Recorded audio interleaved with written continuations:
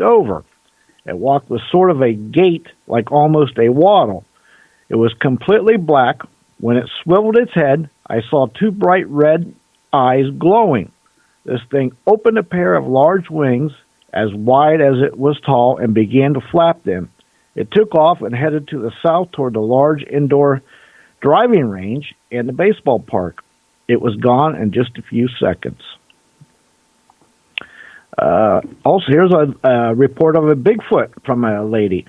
She was letting her dogs out late at night, and it goes like this. About 50 feet from our back door was a large, hairy man like being. The dog saw it as well and came running back into the house very quickly.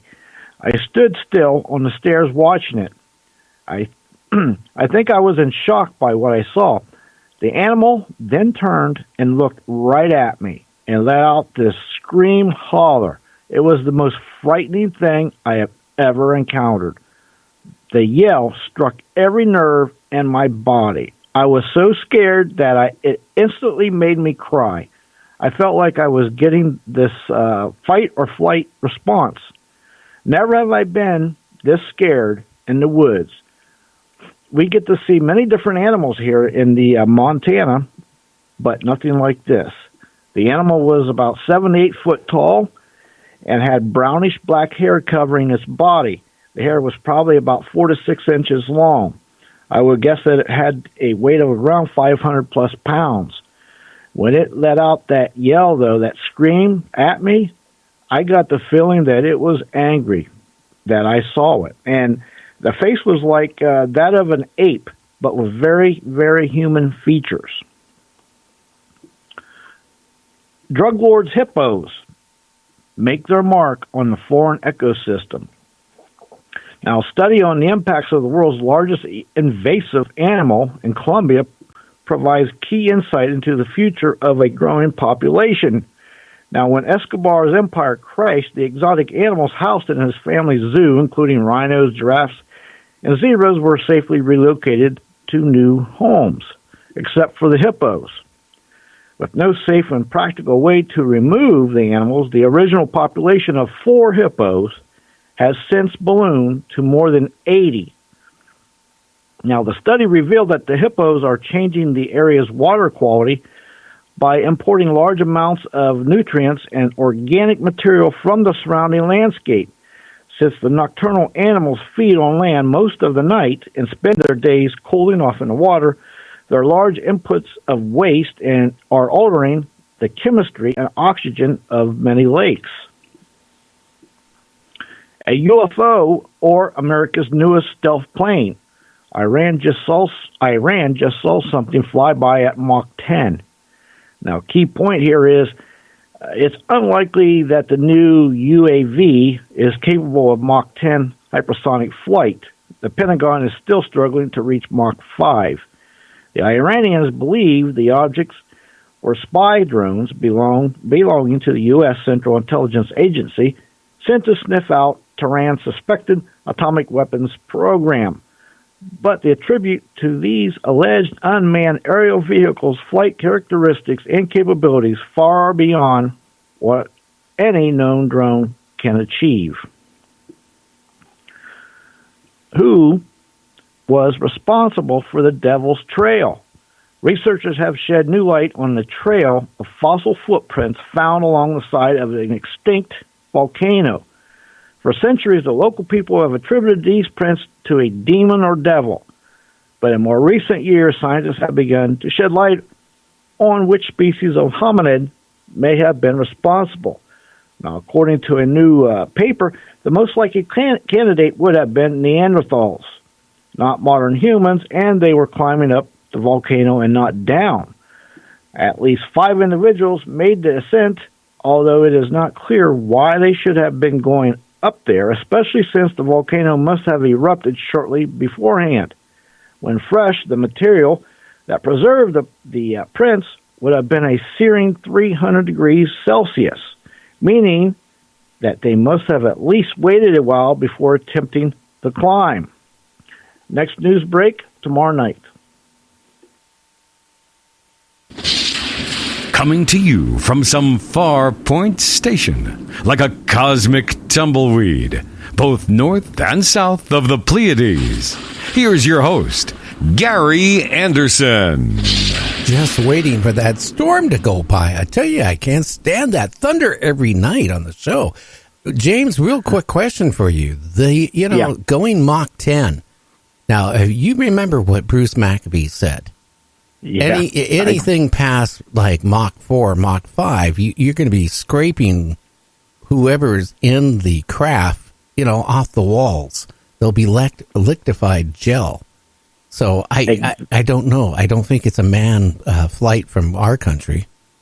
No, you're exactly right. That is what Bruce said. Well, the physics says that anyway. Anything over about Mach 5, we can't do unless you got some kind of inboard technology that totally cancels that out, which, that's, if you've got that, you're going to be doing way more than Mach 10 or whatever anyway. You're way far advanced. But yeah, it's definitely, I don't think it's ours. Well, I don't know. To go that fast over that country in Mach 10, I mean, you'd be, gone before you could light a cigarette. Anyway, Rob, are you still with us? I sure am. Yeah. I got to ask you a question. Is a Mothman a curse to mankind? Well, that's what I was trying to figure out with my book. I always try to find answers. Your news report was mentioning a sighting in Chicago, near Chicago. Those sightings became very big around 2011, and they peaked around 2017, but they're still seeing it to a smaller degree, but still seeing it. And oddly enough, one of the characters, I should say, one of the people involved in the prophecies, the book, and the Mothman prophecies, that the author, Keel, wanted to interview, lived in the Chicago area, and he kept a very low profile. And they had at first he refused to see him, and finally he agreed, and it was a very clandestine meeting. And he asked why. He said, the reason is once they become aware of you, that you're aware of them, they don't leave you alone. And so he was just keeping as quiet and out of sight as possible so that they wouldn't notice him. And he, too, had experienced the torments of injured cold.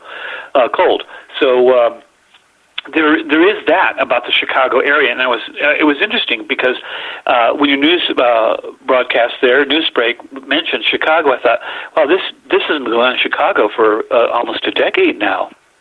Yeah, it has. One thing, a crow. If you have crows around it, and let's say you killed a crow, they're going to rebel against you. They're going to harass you for several days. They're not going to go anywhere. Every time you go out, they're going to be there just making noise and letting you know that whatever you did wasn't right to them. Mothman, for example, is if you get in a situation where you see them, are you marked with them? Were they going to continue harassing you? Well, it would seem to be the one in particular that noticed you, or you noticed you noticing it.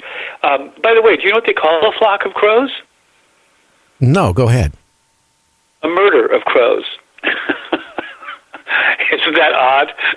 Well, you mentioned killing a crow, and they refer to it as a murder of crows. I can honestly say that years ago, like about 18 years ago, one of my children, and he was a kid at that age, with his BB gun, shot and killed a crow. Now, we had like only 3 or 4 crows on our property, and they were annoying. He killed one of them. I swear to God, the next day there was like about 50 of them. And then like the day after, there was like about 100 crows all over our cedar. We have almost 2 acres of cedar trees.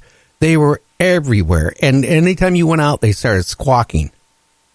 It was crazy. It sounds like a line or a scene from the movie The Birds by Alfred Hitchcock. It did. And then, a few days later, they were gone. But it seemed like whatever they communicate to each other that, well, we did something to one of them, and they were letting us know that they weren't happy.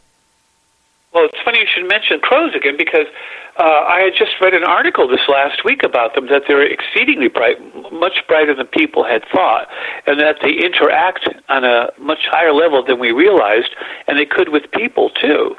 that they actually bring people gifts and that sort of thing on occasion.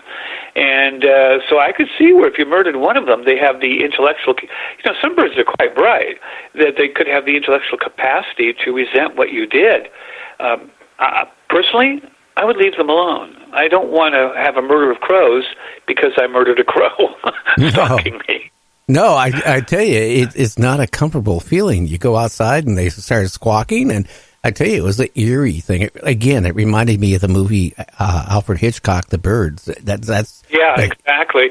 That movie so impressed me that I actually drove up to Bodega Bay where they filmed that movie. I just had to see where it was filmed. And it really is kind of a creepy place. Well, it was when I was there because it was foggy, it was on the coast and north of San Francisco, and great setting for a movie, I'll tell you, like The Birds. But the Mothman seems to notice you noticing it, and it doesn't seem to like it. And when people do notice it, they get these strange phone calls that are all squawks and squeaks and noises. One even reported the sound coming from the drain of their sink. Ooh. Yeah, and so that's pretty amazing in itself. And then, of course, we have all these statuary items and images, carved images of this thing. And so, again, it goes back a long ways. What if it is the angel of death of biblical? Maybe what the Bible's calling the angel of death actually is the Mothman. It possibly could. That's one thing I need to do is find out from Tom, his friend, if her friend had any medical problems or anything has happened to her. Just out of curiosity. Right, or anyone around her. I mean, because there is another thing, too. Maybe these things are from the future. Maybe they know what's going to happen because they came back into the past. We say UFO. Maybe it's a time-traveling UFO. I mean, several physicists say that it's quite possible that this could be what it is, and some say that, that probably could be what it is. It's amazing how physicists, especially quantum physicists, are really beginning to entertain the idea of time travel as being a real possibility. But the flip side of it is they're not seeing the future. They're not harbingers of death in that sense. They're just coming back to view a major event in history. For all we know, they could be the historians of the future, and they're just really rather ugly creatures. Oh, well, on the other hand, maybe we had a nuclear war and they mutated to what they are, humans. Who knows? Yeah, there you go. Or maybe they're not human to begin with, or maybe they're another species that arose long after we disappeared. I mean, the Earth is 4.5 billion years old, and if we die out, say, in the next 2 or 3 million years, another species could evolve, and it may just look like the Mothman. Yeah, one thing I was just reading while we're talking, this trucker in Eugene said when he saw this Mothman staring at him, he said it looked like an ugly man at first. And then he said he noticed the glaring red eyes. And then he noticed it was uglier than the actor that played Jeepers Creepers, dressed up as whatever that was. Well, they don't seem to be human. I mean, they really don't seem to be human. They seem to be humanoid in that they sort of have a bipedal human shape to them, but they don't seem to be human per se. I mean, again, ancients refer to them as demons. I mean, it's probably no accident that in the movie The Exorcist, it was that particular demon that they picked. And again, in Western culture, civilization, we depict the Satan, Lucifer, very much that way. Leathery wings, cloven hoofs, glaring red eyes. I mean, the strange face. Remember, the one witness said that it looked like it was shaped like the spade on a playing card. This all sounds very, very repetitive throughout our history. So, is it someone hopping back and forth through time? Or is it some other kind of cryptid that lives here naturally, if one could call that natural? Or is it some kind of trans-dimensional creature? Or is it from a UFO from another place where gravity is much lighter and it evolved? And it just looks ugly to us because it basically isn't human. And we're trying to force it to be human. And so we look at it and we think of it as like your trucker said, a really ugly guy.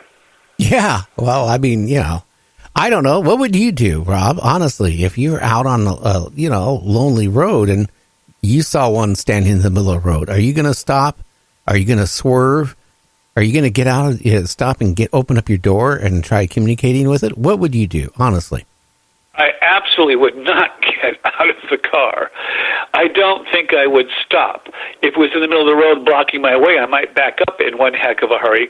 But I have to be honest with you, and to be quite blunt, I would get the hell out of there. I really would. I'm sorry. I mean,